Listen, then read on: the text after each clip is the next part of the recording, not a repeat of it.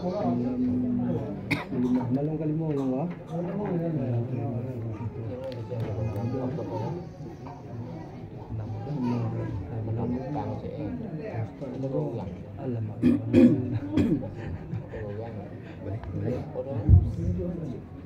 A'udzubillahi minasyaitonir rajim. Bismillahirrahmanirrahim. Assalamualaikum warahmatullahi taala wabarakatuh. Waalaikumsalam warahmatullahi wabarakatuh. Alhamdulillahi rabbil alamin wa bihi nasta'in ala umuri dunya waddin. Wassalatu wassalamu ala asrofil anbiya wal mursalin sayyidina wa habibina al-Mustafa Muhammad ibn Abdillah wa ala alihi wa ashabihi al-mujahidin at-tayyibin at-tahirin al-badilin anfusahum ila yaumil qiyamah, amma ba'du. Faqala Allah Ta'ala fil Qur'anil Karim, a'udzu billahi minasy syaithanir rajim. Bismillahirrahmanirrahim.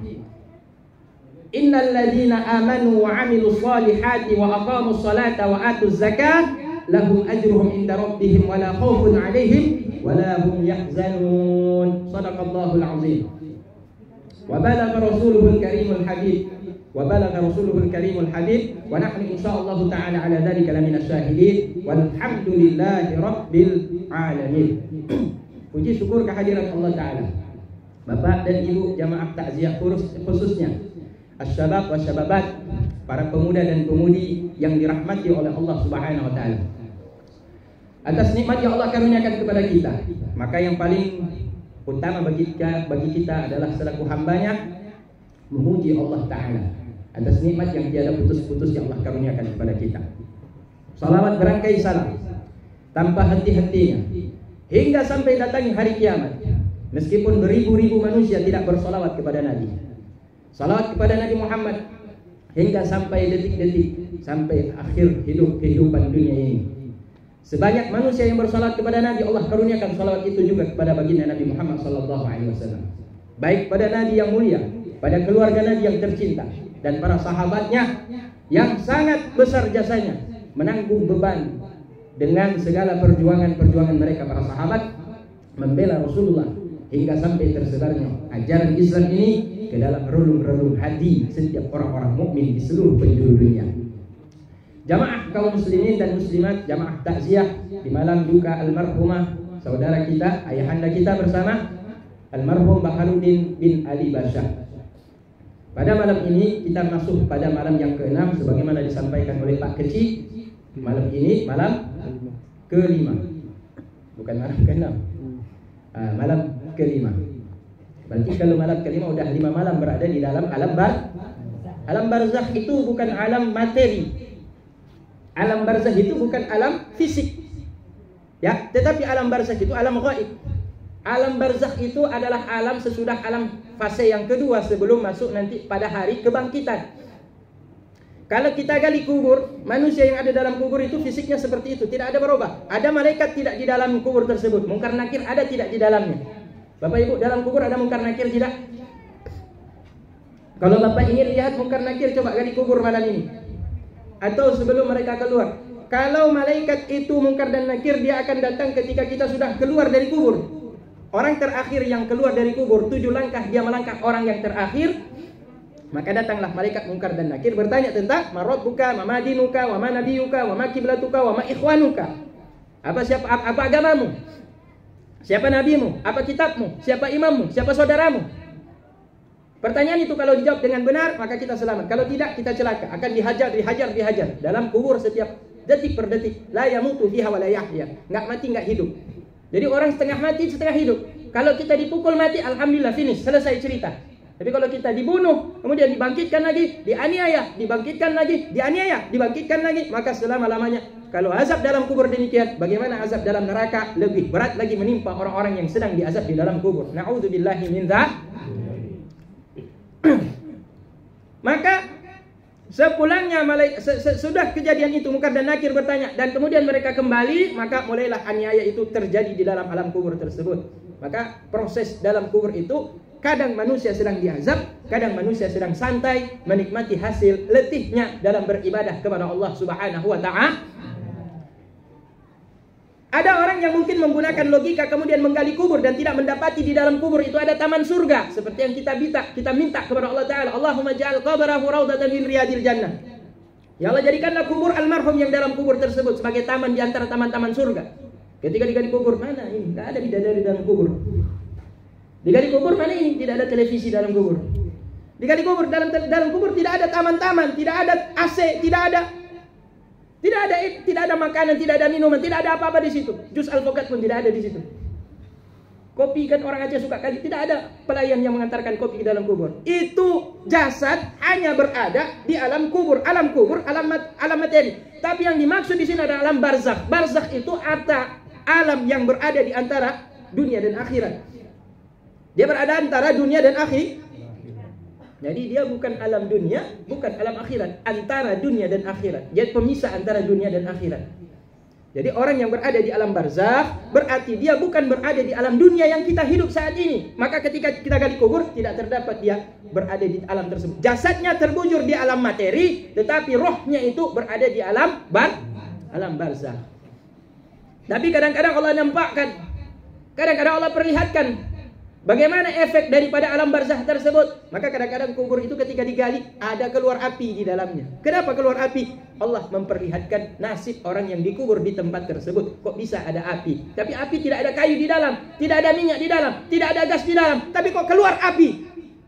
Allah Ta'ala memperlihatkan kepada sebagian makhluk bagaimana bukti tentang azab yang Allah sudah janjikan bagi orang-orang yang melakukan maksiat di dunia.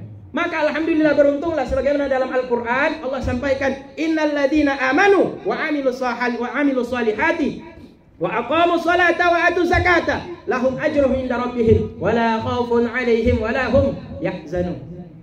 Bagaimana menjadi orang-orang yang tenang di dalam kubur? Bagaimana menjadi orang-orang yang tidak sedih dalam kubur, apalagi gelisah dan ketakutan ketika berhadapan dengan azab kubur?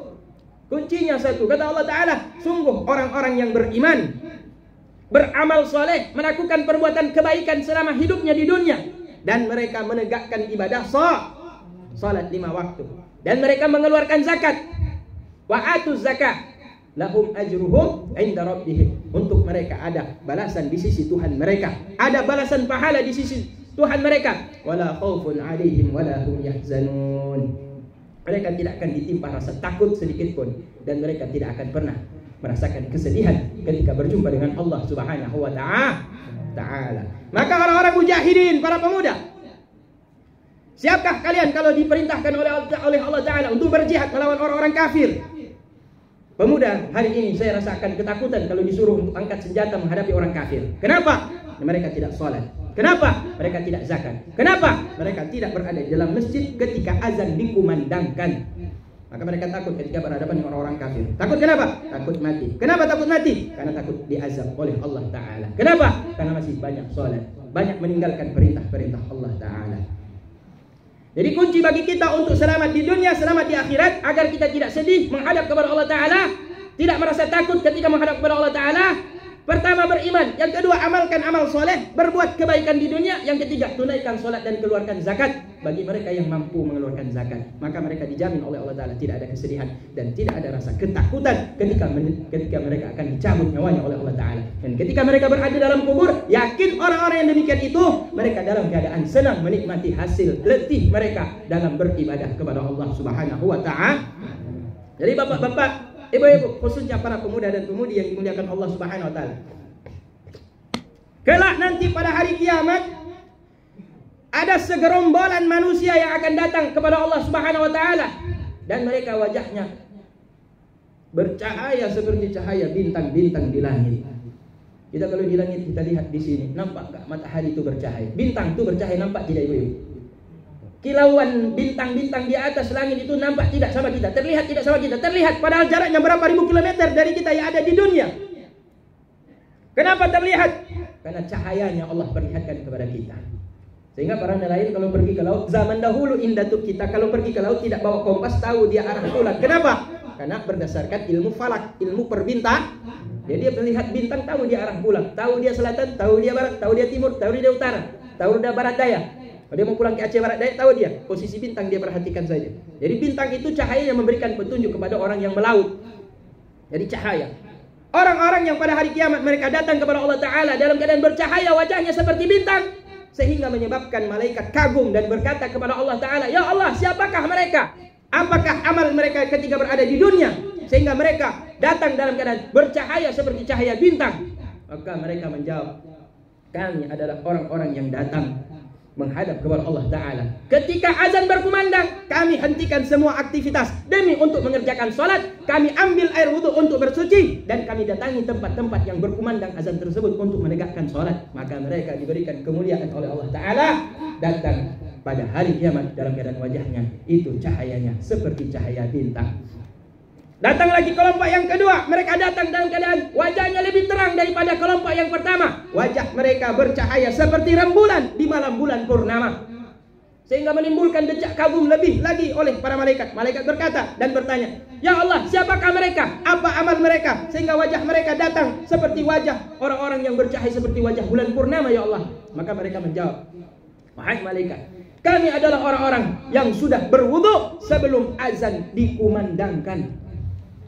Coba bayangkan, belum azan kumandang kita udah ambil air wudu untuk siap sholat. Janji para pemuda siap? Pemuda para hulu siap? Nah, insya Allah kalau siap berarti siap jihad. Ya, siap, kalau siap berarti udah siap artinya kapan saja nanti panggilan jihad itu datang kita udah siap, karena kita udah terbiasa setiap sebelum azan kita sudah datang dalam keadaan sudah berwudu. Sebelum azan dikumandangkan kita sudah berwudu. Maka mereka datang pada hari kiamat, mereka ini termasuk orang yang wajahnya seperti bulan purnama. Tapi ada lagi yang lebih mengherankan, menakjubkan bagi para malaikat. Ada sekelompok orang yang datang pada hari itu, wajahnya bercahaya seperti cahaya matahari. Silau bagi malaikat untuk memandangnya. Sehingga malaikat bertanya, "Ya Allah, amal apa yang mereka kerjakan?" Maka dijawab oleh mereka, orang-orang yang bercahaya seperti cahaya matahari tersebut, "Ya Allah, wahai malaikat, kami ketika berada di dunia belum terdengar suara azan, kami sudah berada di dalam masjid." Belum terdengar suara azan, kami sudah berada di dalam masjid, dan itu dijaga sampai meninggal dunia. Belum ada masjid, belum buka kunci, belum datang muazin, dia sudah ada dalam masjid. Zuhur dia udah dalam masjid, asar sudah ada dalam masjid, maghrib, isya, subuh sebelum azan dikumandangkan dia sudah duduk iktikaf dalam masjid. Maka mereka ini kelak nanti di hadapan Allah Ta'ala pada hari kiamat dibangkitkan dalam keadaan wajah bercahaya seperti cahaya matahari. Ibu gak perlu glowing di dunia. Anak-anak gadis pala hulu tidak perlu glowing di dunia. Yang penting glowing di akhirat. Pingin glowing tidak? Ibu pingin glowing tidak? Kalau pingin glowing seperti bintang, ketika azan tinggalkan semuanya. Yang masak matiin, kompornya dimatiin. Yang sedang nyuci tinggalin cuci pakaian. Kalau sedang nyusuin anak gimana? Tinggalin anak, kasih sama bapaknya. Ya. Yang sedang nyapu tinggalin nyapu. Ya. Yang sedang merantam sedang azan berkumandang, maaf lo kena kujak Pak Masjid. Alah cukup mengecek. Kini kok udah terdengar suara azan berkumandang. Ambo wajib bayar masjid.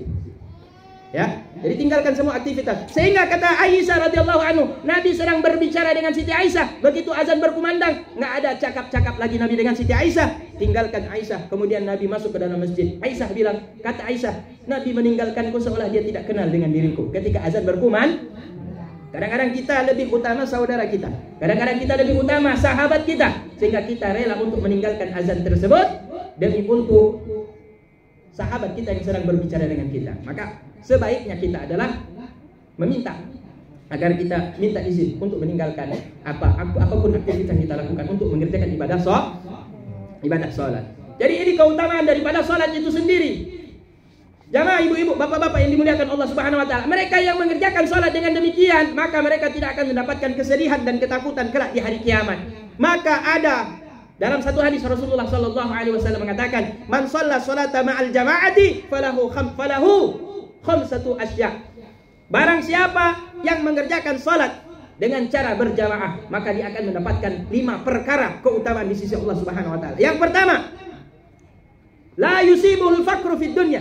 tidak akan pernah dia ditimpa dengan kefakiran di dunia. Kalau bapak-bapak, ibu-ibu kerja, ini ada kan slogan kerja, tapi nggak sholat, nggak akan pernah dia dapat kaya. Kayanya kaya secara materi, tapi batinnya tidak akan pernah kaya.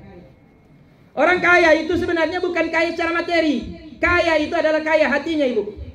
Hatinya tenang, tidak ada beban pikiran. Mobil Pajero, rumah bertingkat, tapi pikiran hati gundah gulana. Tidur tak nyenyak, bangun pun tak nikmat. Akhirnya stroke. Akhirnya harta yang didapat dinikmati sama meninggal dunia, istri nikahlah. Alhamdulillah. Selamat tinggal ya. Jadi harta yang dikejar itu tidak akan berguna bagi kita kalau kita tidak mengerjakan perintah Allah. Terutama adalah sholat 5 waktu secara berjamaah. Garis miring atau garis bawah atau tanda kutip atau garis merah, berjamaah. Jadi orang yang mengerjakan ibadah sholat berjamaah tidak akan ditimpa dengan kefakiran, dijamin oleh Allah Subhanahu wa taala. Tapi orang-orang yang mengejar dunia, lahiriahnya materinya banyak, tapi mereka menyepelekan sholat.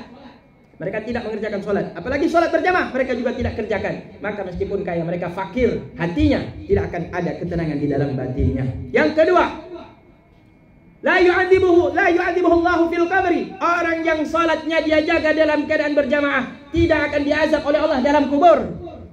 Jadi kalau ibu pingin tidak diazab dalam kubur, jaga salat 5 waktu, utamakan berjamaah ibu-ibu.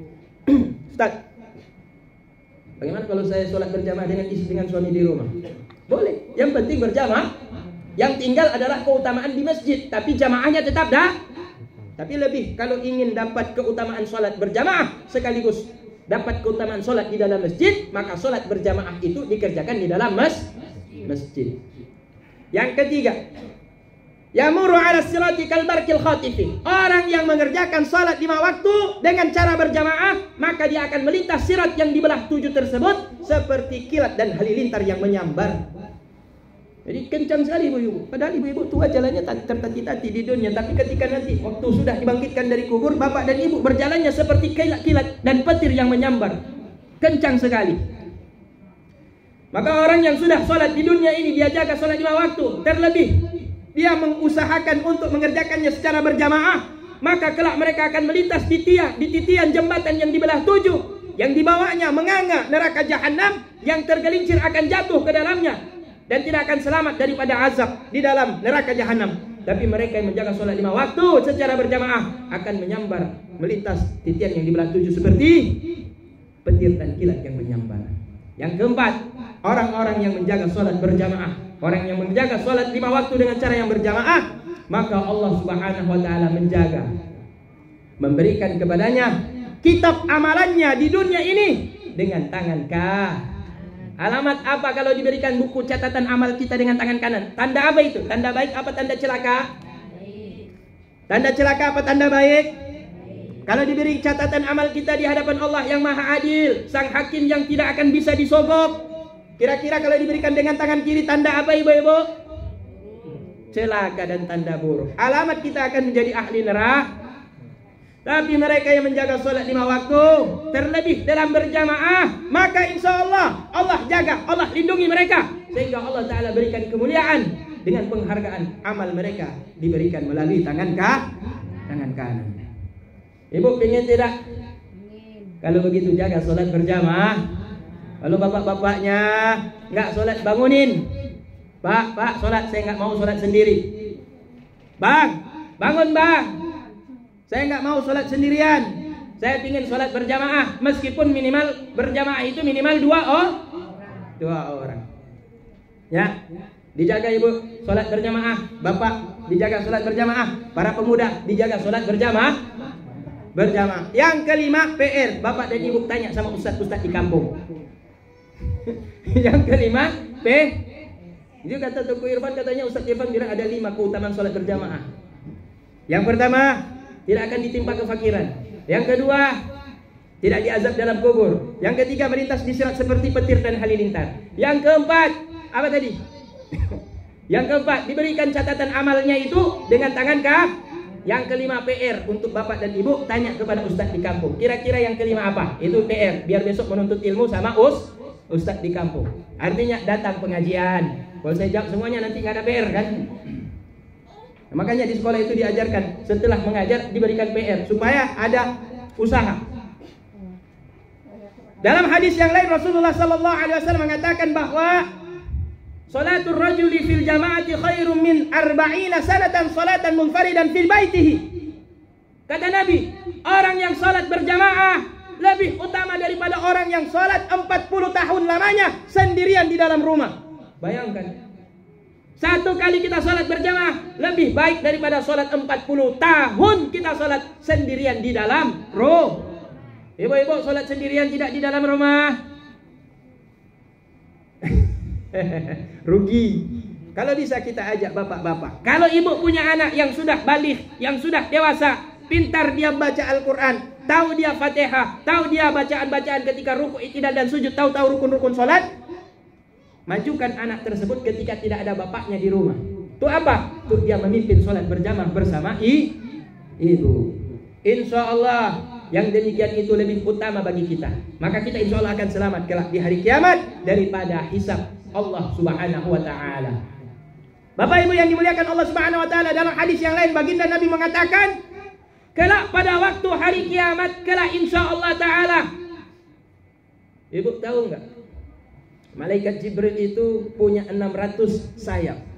Ketika Allah ta'ala menciptakan Jibril melihat, memandang dirinya yang sangat cantik sekali.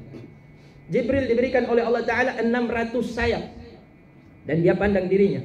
Dan Jibril bertanya, ya Allah, adakah makhluk yang engkau ciptakan lebih indah, lebih elok, lebih bagus dari diriku ini? Maka Allah ta'ala mengatakan kepada Jibril, tidak Jibril, tidak ada makhluk yang seelok, tidak ada makhluk yang seindah yang pernah aku ciptakan di dunia ini melebihi elok dan indahnya, yaitu dirimu Jibril. Maka karena mendengar demikian Jibril sujud dan mengerjakan sholat 2 rakaat. 1 rakaat selama 20.000 tahun lamanya. 2 rakaat 20.000 tahun. 20.000 tahun tambah 20.000 tahun sama dengan 40.000 tahun sebagai bentuk rasa syukur Jibril kepada Allah Subhanahu wa taala, dikarenakan Allah taala telah menciptakan untuk dirinya yaitu bentuk rupa yang tiada banding dan tiada tara dibandingkan makhluk-makhluk yang lain. Maka ketika malaikat Jibril selesai melaksanakan salat 2 rakaat tersebut, Allah taala berkata kepada malaikat Jibril, "Ya Jibril, sungguh kelak pada hari kiamat, sungguh kelak nanti di akhir zaman akan ada manusia di antara umat-umat Nabi yang aku cintai, ialah umat Nabi Muhammad, yang mereka mengerjakan salat 2 rakaat singkat sekali mereka kerjakan." Malaikat Jibril mengerjakan salat 2 rakaat berapa tahun ibu-ibu? Berapa tahun bapak-bapak? 2 rakaat berapa tahun namanya dikerjakan? 1 rakaat 20.000 tahun. 2 rakaat 40.000 tahun. Kita berapa 1 rakaat? Berapa menit kita kerjakan? 1 rakaat berapa menit? Ada setahun kita kerjakan 1 rakaat? Enggak ada satu pun orang mengerjakan sholat 1 rakaat 1 tahun. Tidak ada. Malaikat Jibril 1 tahun 20.000 tahun. 1 rakaat 20.000 tahun. Lama sekali dia kerjakan. Rukuknya lama, berdirinya lama, sujudnya lama, duduknya lama, i'tidalnya lama. Enggak menggerutu malaikat Jibril. Tapi kita manusia, sholatnya tidak ada tumakninah. Kadang-kadang sholatnya entah kemana pikirannya. Semestinya dia berhadapan kepada Allah Ta'ala, tapi hati dan pikirannya melayang-melayang entah kemana. Tapi kata Allah Ta'ala, kelak ada pada akhir zaman manusia-manusia di antara umat akhir zaman, umat Nabi dan Nabi kekasihku Muhammad sallallahu alaihi wasallam. Sungguh salatnya 2 rakaat lebih aku cintai dibandingkan salatmu Jibril selama 20.000 tahun. Meskipun mereka mengerjakan salat 2 rakaat dengan cepat, meskipun mereka mengerjakan salat 2 rakaat itu dengan pikiran yang melayang-layang, tidak khusyuk, tetapi salat mereka lebih aku cintai dibandingkan salatmu ini ya Jibril. Jibril bertanya, kok bisa gitu ya Allah? Kok salatku yang seperti ini tidak bernilai dibandingkan salat 2 rakaat umat akhir zaman itu ya Allah? Yang salatnya singkat, yang pikirannya tidak khusyuk, yang tergesa-gesa dan merasa menjadi beban. Salat 2 rakaat sunnah saja itu sudah menjadi beban. Kok bisa ya Allah Ta'ala? Kenapa mereka begitu mulia? Maka Allah Ta'ala mengatakan, mereka mengerjakan itu karena itu perintahku, sedangkan engkau mengerjakannya bukan atas dasar aku perintahkan. Karena mereka mengerjakan itu karena patuh pada perintahku, maka sholat 2 rakaat mereka yang sekilas tidak berguna, tidak sebanding dengan sholat 2 rakaatmu, aku lebih cinta dibandingkan dengan sholatmu itu, wahai malaikat Jibril. Sebenarnya ini Allah ingin mengatakan mereka adalah umat kekasihku, yaitu umat Nabi Muhammad. Maka bersyukur kita selaku umat Nabi Muhammad, Bapak Ibu yang dimuliakan Allah Subhanahu wa taala. Bersyukur kita kepada Allah Taala dijadikan sebagai umat Nabi Muhammad, bukan umat Nabi Isa, bukan umat Nabi Musa, bukan umat Nabi Daud, bukan umat Nabi Ibrahim, dan bukan umat nabi-nabi yang sebelum-sebelumnya. Bersyukur kita menjadi umat Nabi Muhammad. Allah Taala berikan kepada kita pahala yang besar dengan amalan yang sedikit. Amal kita sedikit, pahalanya besar. Orang zaman dulu amalnya banyak, pahalanya sedikit. Umurnya banyak, amalnya sedikit. Umur kita sedikit, umur kita sedikit, amal kita sedikit, waktu kita sedikit dalam beribadah. Tapi setiap kita beribadah dilipat gandakan besar sekali pahalanya Allah Taala karuniakan kepada kita. Fa bi ayyi ala'i rabbikuma tukadziban? Nikmat mana lagi yang engkau akan dustakan wahai manusia? Wahai umat akhir zaman, wahai umat Muhammad sallallahu alaihi wasallam. Nikmat mana lagi yang kalian dustakan? Ya Allah, kalian karuniakan kepada kita selaku umat akhir zaman. Bahkan 2 rakaat kita pun, kalaupun tidak ada khusyuknya, tapi karena kita kerjakan karena mematuhi perintah Allah Ta'ala, Allah berikan pahala lebih besar daripada 2 rakaat 20.000 tahun, 40.000 tahun yang dikerjakan oleh malaikat Jibril alaihi salatu wassalam. Maka inilah hikmahnya kita selaku umat akhir zaman. Bersyukur kita kepada Allah Ta'ala dijadikan sebagai umat Nabi Muhammad. Maka salah satu bentuk diantaranya adalah memperbanyak salawat kepada Nabi Muhammad sallallahu alaihi wasallam. Di antaranya Nabi mengatakan dalam suatu riwayat, suatu hari jalasan Nabi sallallahu alaihi wasallam fil masjid. Nabi duduk-duduk di dalam masjid. Fa'ata bihi rajulu atau syabab, tiba-tiba datang seorang pemuda duduk di sampingnya Nabi Muhammad sallallahu alaihi wasallam. Fa'azzamahu wa ajlasahu 'inda janbihi. Fauqa Abi Bakr radhiyallahu anhu. Maka kemudian pemuda itu yang datang duduk di saf terdepan dengan para sahabat. Pemuda ini kemudian dimuliakan oleh Nabi dan didudukkan pada tempat yang tinggi, lebih tinggi daripada tempatnya Sayyidina Abu Bakar radhiyallahu taala anhu. Fa'tadzara Nabi alaihi salatu wasalam ala Abi Bakrin. Kemudian Rasulullah berkata, minta maaf kepada Abu Bakar. Sayyidina Abu Bakar radhiyallahu anhu. Kata Rasulullah, wahai Abu Bakar, aku minta maaf. Pemuda yang datang ini aku letakkan tempat duduknya lebih tinggi daripadamu. Padahal ibu bapak tahu, adakah sahabat yang lebih agung dan lebih mulia daripada Abu Bakar? Ada tidak? Ada tidak sahabat yang lebih mulia dari Abu Bakar? Umar, Utsman, Ali, Jabir, Talha, Zubair, dan sahabat-sahabat yang lain. Adakah mereka lebih mulia dari Abu Bakar? Tidak ada. Yang paling tinggi derajatnya adalah Sayyidina Abu Bakar radhiyallahu anhu dibandingkan semua para sahabat yang ada. Tapi ada satu pemuda. Padahal Abu Bakar udah tua, udah lansia. Tapi datang anak muda, hadir majelis Nabi, dalam masjid Nabi, di saf terdepan. Tiba-tiba disuruh duduk pada tempat yang lebih tinggi daripada tempat duduknya Sayyidina Abu Bakar. Nabi minta maaf kepada Abu Bakar, kenapa aku dudukkan orang muda ini di atas lebih tinggi tempat duduknya dibandingkan tempat dudukmu, wahai Abu Bakar? Li'annahu la yusalli alayya fid dunya ahadun aktsara minhu. Karena tidak ada pernah satu anak muda, tidak pernah, jangankan anak muda, tidak pernah ada di dunia ini seumur hidup satu orang pun yang bersolawat kepadaku melebihi banyaknya anak muda ini bersolawat kepadaku ketika dia ada di dunia. Yaqulu Allahumma sholli ala Muhammad adada ila akhirih fil ghadati wal asyi. Dia bersolawat kepadaku setiap sore dan setiap pagi dengan banyak solawat yang tidak terhingga, maka aku muliakan karena banyaknya solawat dirinya kepada diriku. Jadi kalau ibu-ibu, bapak-bapak, khususnya para pemuda, kalau ingin jumpa dengan Nabi, ditempatkan pada tempat yang terdekat dan termulia dengan Nabi, maka perbanyaklah bersolawat kepada baginda Nabi Muhammad sallallahu alaihi wasallam. Allahumma salli wa sallim ala Muhammad. Allahumma salli wa sallim ala Sayyidina Muhammad. Allahumma salli wa sallim ala Sayyidina wa Nabiyyina Muhammad. Allahumma salli wa sallim ala Sayyidina wa Nabiyyina wa Habibina wa Syafi'ina wa Dhukhrina wa Qurrati A'yunina wa Maulana Muhammad sallallahu alaihi wasallam wa ala alihi wa ashabihi kiram. Semoga Allah taala berikan balasan kepada kita kelak berjumpa dengan Nabi, didekatkan dengan Nabi, ditempatkan pada makam derajat yang tertinggi di hadapan Allah Subhanahu wa taala. Amin ya rabbal. Dan kepada almarhum ayahanda kita tercinta, menurut informasi usianya 89 tahun. Banyak kali bonus sudah dikasih sama Allah taala. Ya.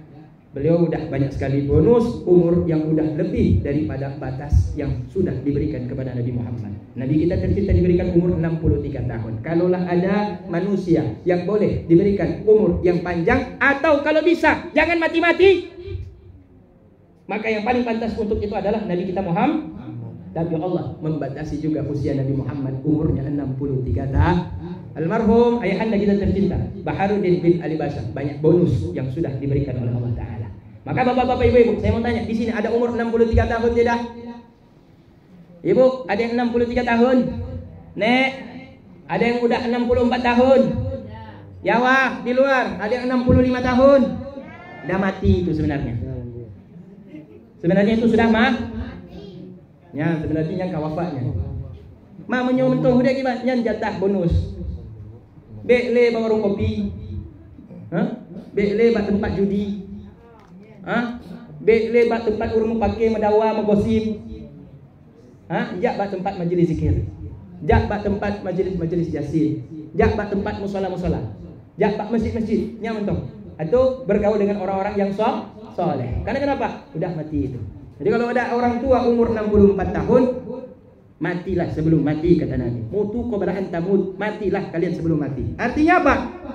Bayangkan diri kalian adalah mayat sebelum kalian menjadi mayat. Kalau kita membayangkan kita akan hidup selama-lamanya, maka bapak-bapak akan terlena dengan kehidupan dunia ini. Dan kehidupan dunia ini adalah kenikmatan yang menipu. Dunia ini hanyalah tipuan. Insya Allah kita jangan tertipu. Amin ya rabbal. Karena Nabi pada waktu Isra Mi'raj ketika melintas jumpa dengan nenek-nenek tapi cantik. Nenek-nenek tapi cantik. Nenek-nenek mukanya glowing, lipstiknya tebal.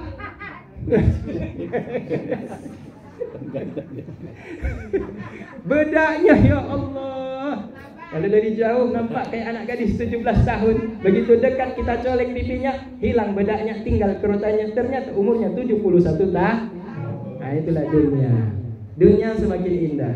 Kalau bapak-bapak, ibu-ibu pergi main ke Jakarta, jangan lupa singgah di Bundaran HI. Akan terlihat di depan kita indahnya bangunan bertingkat-tingkat dengan lampu kelap-kelip yang berwarna-warni. Dan hiburan Ancol, hiburan Taman Mini Indah, dan hiburan-hiburan yang ada di dimanapun yang ada di dunia ini. Semua itu adalah bukti apa yang dilihat oleh Nabi. Dunia semakin tua, semakin cantik. Jadi itulah. Jadi kalau nenek-nenek semakin cantik, itu seperti dunia. Ya, demikian. Semoga bermanfaat untuk kita semua. Wabil khusus kepada para pemuda. Dan kita baca doa takziah. Malam ini kita baca sama dia, insya Allah berpahala dan memberikan berkah bagi almarhum dan pada keluarga yang ditinggalkan. Amin ya rabbal. Astaghfirullahaladzim alladzi la ilaha illa huwal hayyul qayyum.